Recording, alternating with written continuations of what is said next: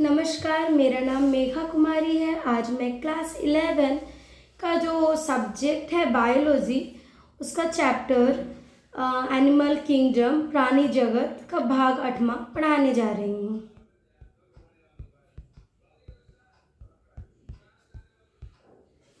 तो पिछले वीडियो में हमने क्या पढ़ा था? पिछले वीडियो में हमने खंडन और नोटोकॉट्स के बारे में जाना था, मतलब कि सिगमेंटेशन। तो ये सिगमेंटेशन के बारे में जाना था कि वह शरीर के सिगमेंटेशन से शरीर के भाग बनते हैं और हमारा नोटोकॉट शरीर की मुख्य धुरी होती है।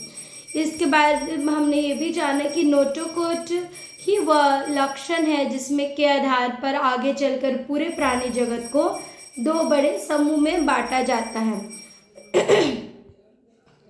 आज के स्लाइड में हम क्या पढ़ेंगे? आज के स्लाइड में हम पढ़ेंगे कि प्राणी जगत का व्यापक वर्गीकरण क्या है।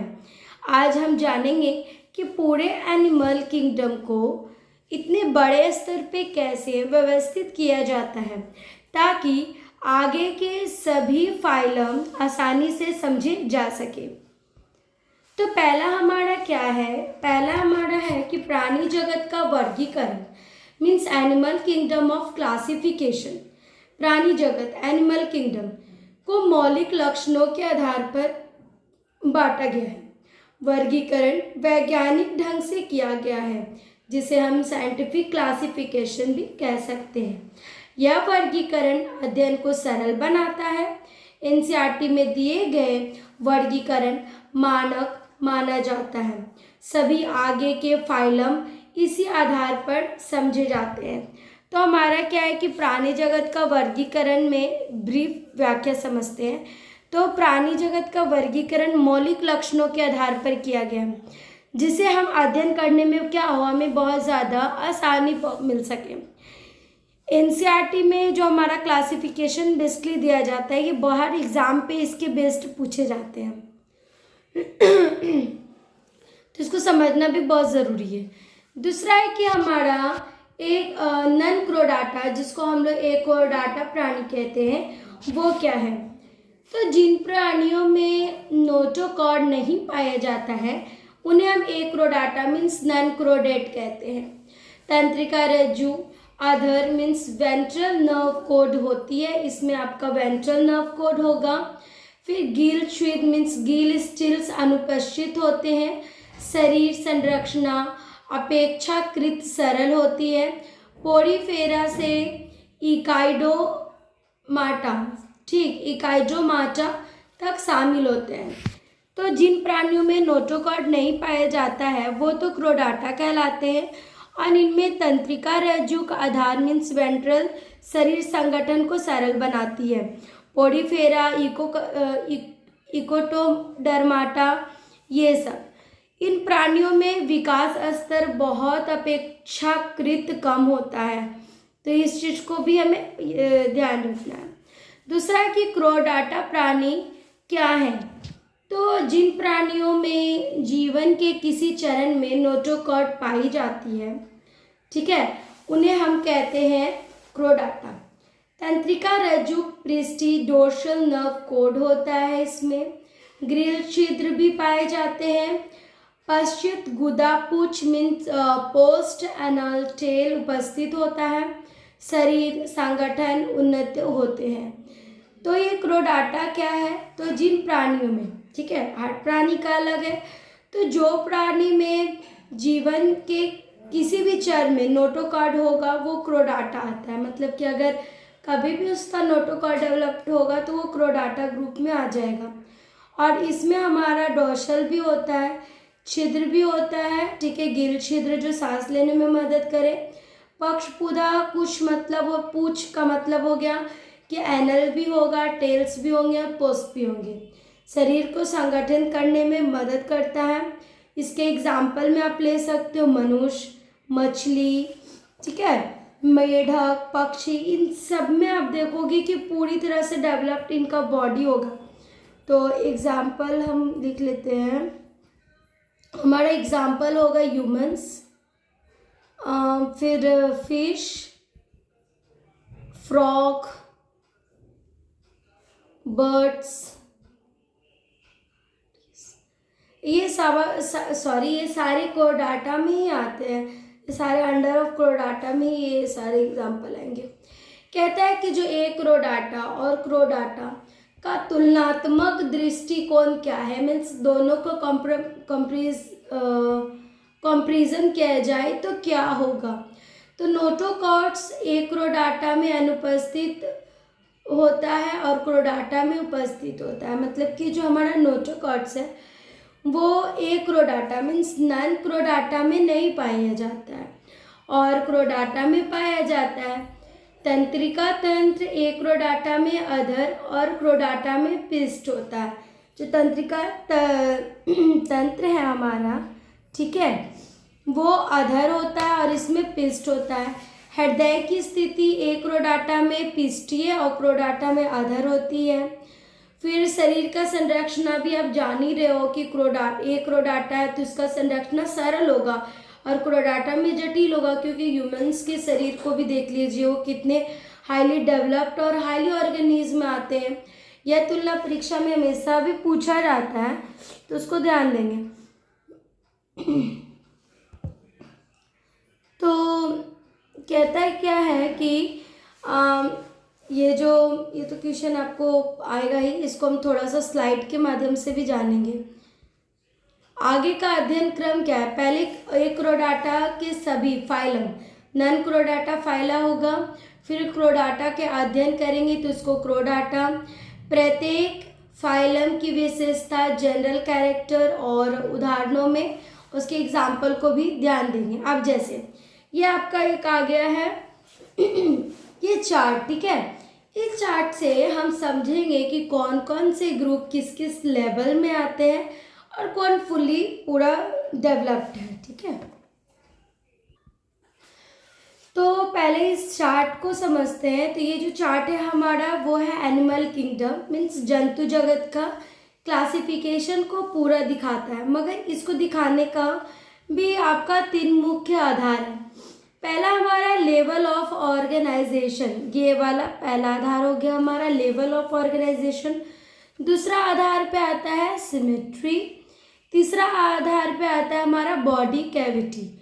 तो हम इसी के क्रम में ये सारे एनिमल्स, फाइलम है, पोरीफेरा है, इन चीज़ों को समझेंगे। तो पहला है किंगडम एनिमेलिया, ठीक है। तो हमारा जो एनिमेलिया है वो आता है सभी बहुकोशीय मीन्स मल्टी सेलुलर प्राणी का। ये जितने भी है सब मल्टी सेलुलर है, ये खुद से ही भोजन बनाएंगे, मीन्स ये हेट्रोट्रॉपिक, ओके।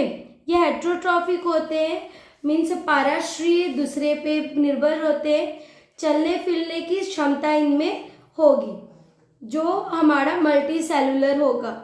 अब एनिमेलिया को आगे बढ़ाने के लिए हम लेवल ऑफ ऑर्गेनाइजेशन को आधार के रूप में बांट दी है। जो पहला हमारा आधार है वो है हमारा लेवल ऑफ ऑर्गेनाइजेशन, जिसमें 2 मुख्य भागों में बांटा गया है। पहला है सेलुलर और दूसरा हमारा है, पहले हम सेलुलर के बारे में जानते हैं, ठीक है। तो ये जो सेलुलर आप देख रहे हो, इसको इधर ले आते हैं। ये जो सेलुलर देख रहे हो ये कोशिकाएं होती है, इनमें ऊतक नहीं होते, ठीक, सिर्फ सेल होगा, टिश्यू नहीं होंगे इसमें। दूसरा ये इनके जो शरीर होंगे वो बहुत ज़्यादा सरल रूप से बने होंगे, ओके। इसके एग्जाम्पल में जैसे फाइलम पोरीफेरा आ सकता है, स्पंज, और इसलिए चार्ट में दिखाया भी गया है कि जो सेलुलर लेवल है वो मोस्टली हमारा एसिमेट्रिकल है, और एसिमेट्रिकल होने के कारण इसमें एसेलोमेट है। एसेलोमेट मीन्स को डाटा नहीं होगा, और ये किस ग्रुप में आएंगे, हमारा पोरीफेरा ग्रुप में। ये देखो समझ सकते हो इससे, है ना। और ये पोरीफेरा में क्यों आएंगे, क्योंकि पोरीफेरा में ना सिमेट्री ठीक से होती है, पोरीफेरा में ना सिमेट्री पूरे ढंग से होंगी, ना इनमें बॉडी कैविटी होती है, और ना ये ट्रू टिश्यू होता है। तो एक सेकेंड, ये पोरीफेरा में इसलिए आते हैं क्योंकि इसमें सिमेट्री नहीं होगी, नो कर देते हैं, ठीक है, और बॉडी कैविटी भी नहीं होगी, बॉडी कैविटी भी नहीं होगी, और ना ये ट्रू टिश्यू है, ठीक है, ट्रू टिश्यू, ना ये ट्रू टिश्यू है। अब दूसरा आते हैं हमारे टिश्यू ऑर्गन सिस्टम को लेकर। तो कोशिकाएं मिलकर ऊतक बनाती है, आपको तो पता है ना कि group of cell equal to tissue. तो हर जो सेल है वो ग्रुप का जो सेल मिल जाता है तो वो टिश्यू बनाती है, और यही जो टिश्यू है वो ऑर्गन बनाने का काम करती है। Means group of tissue is called organ and group of organ is called to organ system. मतलब कि जब टिश्यू के समूह मिलते हैं तो वो ऑर्गन बनाते हैं, और बहुत सारे ऑर्गन मिलकर हमारा ऑर्गन सिस्टम बनाते हैं। यही से असली विकास शुरू होती है। अब यही से सिमेट्री का आधार भी आता है। तो हमारा टिश्यू ऑफ ऑर्गन सिस्टम ये सिमेट्री के रूप में आता है। इस चार्ट में आपको 3 प्रकार दिखाया गया होगा। पहला हमारा है सिमेट्री, ओके, फिर दूसरा है सिमेट्रिकल। तो सिमेट्रिकल समझते हैं। तो शरीर को किसी भी दिशा में काटो या बराबर भाग में वो नहीं आता, वो होता है हमारा फाइलम पॉरीफेरा। एसिमेट्रिकल की बात कर रही हूँ, जिसको आप किसी भी पार्ट में काटोगे तो वो बराबर नहीं आएगा, जिसकी एग्जांपल में पॉरीफेरा ले सकते हो। फिर है रेडिकल सिमेट्री।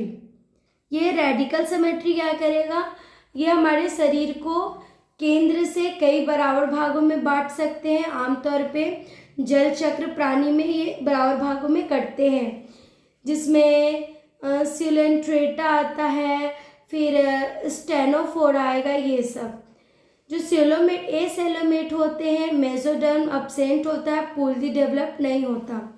अब बायलैटरल सिमेट्री के बारे में बात अगर करते हो तो हमारा जो बायलैटरल होगा वो ऐसे प्राणी के जिनमें बॉडी कैविटी के आधार पर उन्हें बांटा जाता है। ठीक, चौथा स्टेप समझते हैं हमारा बॉडी कैविटी। ये जो है हमारा बॉडी कैविटी और सिलोम, इस चार्ट का सबसे इम्पॉर्टेंट हिस्सा होता है, क्योंकि विदाउट बॉडी कैविटी ये एसेलोमेट में आएगा। शरीर गुहा अब्सेंट रहेगा, जो कि हम पिछले भी पीपीटी में पढ़े हैं। अंग ठोस ऊतक से भरे होंगे। इसके एग्जाम्पल में हम लोग ले सकते हैं फैलेथेमिथिस, ठीक है, और प्लेनेरिया, टीनिया। ये सबसे प्रिमिटिव और बायलैटरली सिमेट्रिकल में आता है। दूसरे रूप में जो डिवीजन हमारा क्या है, विथ फॉल्स सिलोम सीडोमेट, ठीक है, इसी में आएगा। दो जो फॉल्स सिलोमेट ये वाला आप यहाँ पर देख लो ध्यान से, जो फॉल्स सिलोमेट लिखा है उसमें क्या होगा कि शरीर गुहा होती है, लेकिन पूरी तरह से वो मेसोडर्म का हिस्सा से घिरा होगा। इसके एग्जाम्पल में फाइलम में आप एस्करमेथिस चल सकते हैं, उदाहरण में आप एस्करीज के बारे में बोल सकते हैं। इनके जो विकास के स्तर होंगे वो एसेलोमेट से बने होंगे, और सेलोमेट इसमें बहुत ज़्यादा कम होगा। अब इसके आधार पर हम जानते हैं ट्रू सेलोमेट के बारे में, जो कि इसके एग्जाम्पल्स इतने दिए हैं। तो आपका जो ट्रू सेलोमेट क्या है, जिसको हम लोग ट्रू सेलियोम कहते हैं, ठीक है। वास्तविक शरीर गुहा इसमें होगी, पूरी तरह से मेसोडर्म से घिरा होगा। अंग तंत्र अत्यधिक विकसित होंगे, जिस चार्ट में आप लोग देख रहे होंगे इसमें कुछ एग्जाम्पल दिया है, जैसे कि एनेलिडा, आर्थ्रोपोडा, मोलुस्का, एक्चियोडर्माटा, हेमिकोडाटा, फिर क्रोडाटा, ये सारे ट्रू सेलोम है, ओके। और इनके बारे में भी हमें आगे पढ़ना भी है। यही सबसे एडवांस एनिमल होता है। ह्यूमंस भी इसी ग्रुप में भी आते हैं, ट्रू सेलोम में ह्यूमंस बिंग भी आते हैं, ठीक है। जो स्टेप चार्ट है वो पूरे लाइंस के कि Animalia, level of organization, symmetry, body cavity and phylum. और इसको ऐसे भी याद कर सकते हैं कि ऑर्गेनाइजेशन, सिमेट्री, सिलोम, फाइलम, ठीक है। तो ये पूरा चार्ट का समरी था। आगे क्या है कि परीक्षा की दृष्टि से महत्वपूर्ण बिंदु क्या है, मीन्स एग्ज़ाम के स्तर से अगर हम समझे तो पहला क्या है कि नोटोकॉर्ड्स से बहुत ज़्यादा आधारित क्वेश्चंस पूछे जाते हैं, और नॉन कोरोडेट और क्रोडेट में अंतर क्या होता है, टेबल और कंपैरिजन के आधार पर प्रश्न, जो मैं आपको अभी समझाई उससे रिलेटेड भी क्वेश्चन इसमें आस्क किया जाता है, ठीक है। अब अगर क्लासिफिकेशन क्लियर है तो हम एनिमल किंगडम को और आसान तरीकों से समझ सकते हैं। थोड़ा सा कंक्लूजन समझ लेते हैं कि प्राणी जगत का व्यापक वर्गीकरण पूरे चैप्टर का एक नींव है। नोटोकॉर्ड के आधार पर दो समूह में बांटा गया है, वो है एक्रोडाटा और एक होता है क्रोडाटा। एक्रोडाटा बहुत सरल है और क्रोडाटा थोड़ा सा उनसे मुश्किल है। तो एग्ज़ाम में अगर कुछ इस तरह के क्वेश्चन आपको आते हैं कि प्राणी जगत को दो मुख्य समूह में किस आधार पर बांटा गया है, तो आप नोटोकॉर्ड्स और में बोल सकते हैं अनुपस्थिति के आधार पर। फिर एक्रोडाटा में तंत्रिका रज्जु कैसी होती है, तो वहाँ पर वेंट्रल होगा। मनुष्य किस समूह में आते हैं, तो वो क्रोडाटा में आएंगे। एनिमल किंगडम का वर्गीकरण का मुख्य उद्देश्य क्या है, तो इनका जो मुख्य उद्देश्य रहेगा आराम से अध्ययन कर सके, वैज्ञानिकों के हिसाब से हम उन चीज़ों को ज़्यादा समझ सके। तो ये सब चीज़ें हो सकती है जो आप इस चैप्टर में समझ सकते हो। अगली वीडियो में हम लोग फाइलम पोरिफेरा के बारे में जानेंगे। Thank you.